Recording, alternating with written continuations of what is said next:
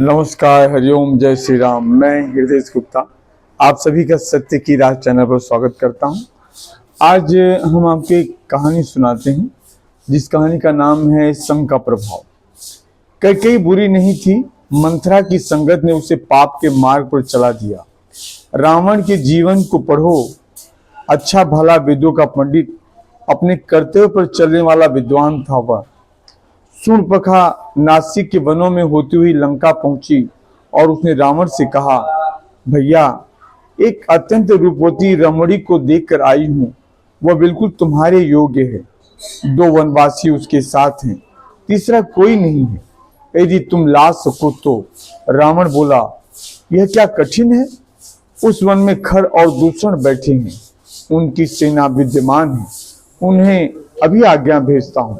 शूर्पणखा ने कहा, नहीं भैया, उन्हें आज्ञा भेजने से कुछ होगा नहीं।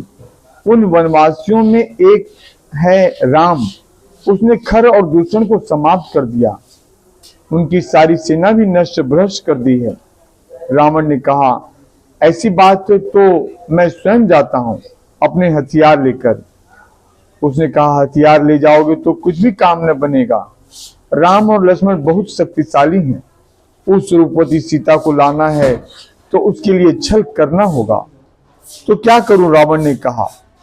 शूर्पणखा ने कहा, यह मुकुट उतार दो, ये हीरे और जवाहरात परे कर दो, ये आभूषण दूर कर दो, यह चमकता हुआ सुनहरा वेश भी उतार दो। साधुओं जैसा वेश पहनो, शरीर पर राख मल लो, हाथ में तुम्बा पकड़ लो, साधु बनकर वहां जाओ।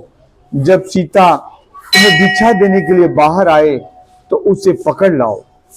रावण बोला, अच्छी बात है, ऐसा ही करता हूं। और उसने अपने बहुमूल्य वस्त्र आभूषण आदि उतार दिए, मैली सी धोती पहनकर शरीर पर राख मली, एक तुम्बा ले लिया। यह था शूर्पणखा की संगति का प्रभाव। जो राजा था वह छद्म साधु बन गया।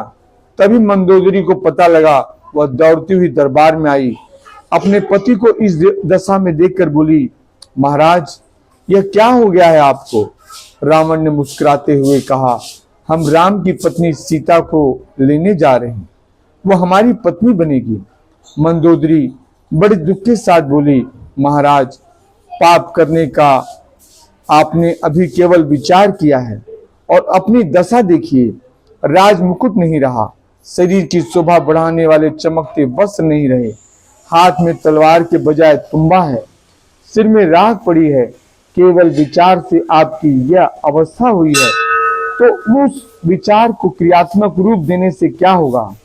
संभव है कि आपका सारा कुल, लंका का यह सारा राज्य समाप्त हो जाए।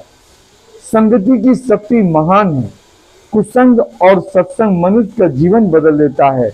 रावण ने मंदोदरी की न सुनकर शूर्पणखा की सुनी तो उसका सब कुछ नष्ट हो गया। और दूसरी तरफ विभीषण जी ने हनुमान जी, श्री राम जी आदि श्रेष्ठ जनों का संग किया तो वे राजा हो गए, साथ ही प्रभु भक्ति का अमिट धन भी पाकर धन्य हुए। तो ये होता है संगति। हम जैसा संग करते हैं वैसा रंग चढ़ता है, इसलिए संग पर विशेष ध्यान देना चाहिए। संग आपको स्वर्ग भी पहुंचा सकता है, संग आपको नरक की दुख योनि में भी पहुंचा सकता है। तो अब आप निर्णय करें कि संग किसका हमें करना चाहिए। मैं हृदय गुप्ता, सत्य की राह चैनल पर। हरिओम, जय श्री राम, नमस्कार।